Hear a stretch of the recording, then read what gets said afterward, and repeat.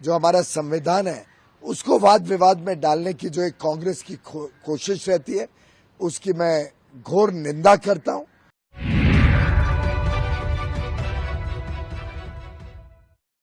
नमस्कार, इन खबर में आपका स्वागत है। भारत बनाम इंडिया का विवाद थमने का नाम नहीं ले रहा है। सरकार के दो मंत्रियों, विदेश मंत्री एस जयशंकर और सूचना प्रसारण मंत्री अनुराग ठाकुर ने कहा कि ये तो ऑलरेडी संविधान में है, परिवर्तन की बात कहाँ से आई।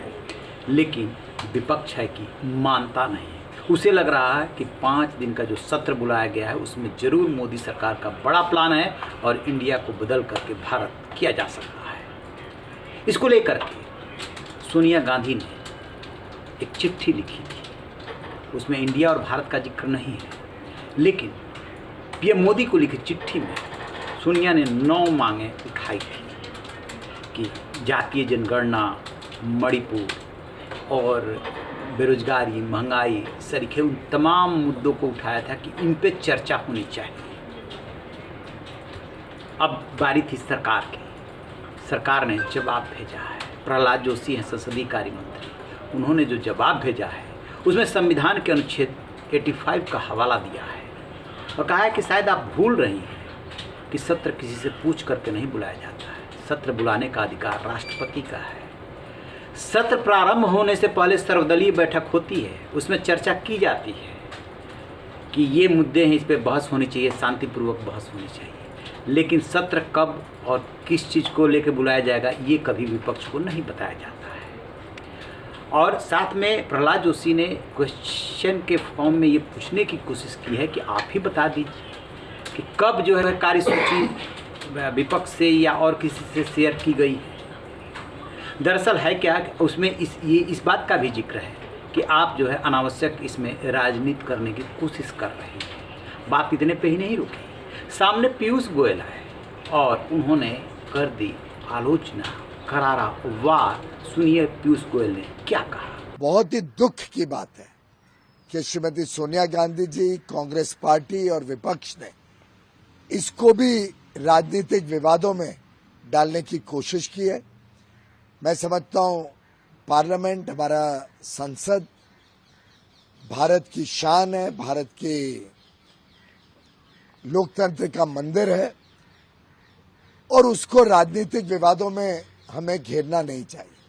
कांग्रेस की हमेशा एक कोशिश रहती है कि सभी जितनी परंपरागत हमारी जो संस्थाएं हैं, जो हमारा संविधान है, उसको वाद विवाद में डालने की जो एक कांग्रेस की कोशिश रहती है, उसकी मैं घोर निंदा करता हूं और माननीय सोनिया गांधी जी से आग्रह करता हूं कि इस सदन के सत्र में उनकी पार्टी भाग ले, सत्र में सुचारू रूप से चर्चा हो, अलग अलग विषयों पे चर्चा हो और डायलॉग, डिस्कशन, डिबेट के माध्यम से देश हित, जनहित के कार्यों में विपक्ष भी सरकार का सहयोग दे।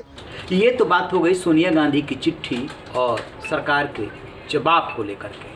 अब आपको बताते हैं कि विपक्ष क्या तैयारी कर रहा है। विपक्ष को ऐसा लग रहा है जैसे कि उसने अपने अलायंस का नाम इंडिया रखा 18 जुलाई को बेंगलुरु में, उसके बाद से सरकार की गतिविधियां तेज हो गई। वो उसके पहले की बातें याद नहीं करना चाहता कि कब कब एनडीए, उसके घटक दल और बीजेपी के लोगों ने इंडिया का नाम बदलकर भारत रखने की मांग उठाई थी, यहाँ तक कि संसद में भी। उसे वो याद नहीं रखना चाहता। वो सवाल उठा रहा है कि 18 जुलाई से पहले सरकार के किसी नुमाइंदे ने कब इस बात का जिक्र किया था। 18 जुलाई को जैसे ही नाम रखा गया वैसे ही क्यों इसकी तैयारी होने लगी। President of Bharat, prime minister of Bharat, ये सब क्यों इस्तेमाल होने लगा। लिहाजा जो अलायंस के लोग हैं उनमें से कई नेताओं की ये राय है कि क्यों ना हम अपना नाम बदल करके भारत ही कर लें। और शशि थरूर तो भारत का फुल फॉर्म भी लेकर के आ गए हैं कि यदि भारत नाम रखा जाता है तो ये उसका फुल फॉर्म होगा, जैसे कि इंडिया का है। तो यदि अरविंद केजरीवाल भी बोल चुके हैं, यदि विपक्ष ये कदम उठाता है फिर क्या करेगा सत्ता पक्ष, यानी कि सरकार क्या करेगी। मायावती ने एक अलग सुझाव दे दिया है। उन्होंने प्रेस कॉन्फ्रेंस करके सत्ता पक्ष और विपक्ष दोनों पे वार किया है और विपक्ष पे ज़्यादा किया है कि आपने देश के नाम पे अलायंस का नाम रख करके सत्ता पक्ष यानी मोदी सरकार को संविधान बदलने का मौका दे दिया है और उन्होंने सुप्रीम कोर्ट से इस मामले में सो मोटो लेकर के एक्शन लेने को कहा है कि सुप्रीम कोर्ट स्वतः संज्ञान लेकर के इसमें एक्शन ले और विपक्ष को देश के नाम पर अलायंस का नाम रखने से रोके, और विपक्ष को ही उत्तरदायी ठहरा दिया कि यदि मोदी सरकार इसमें परिवर्तन करती है तो विपक्ष ही जिम्मेदार है, ना वो नाम रखा होता, ना इसकी नौबत आती।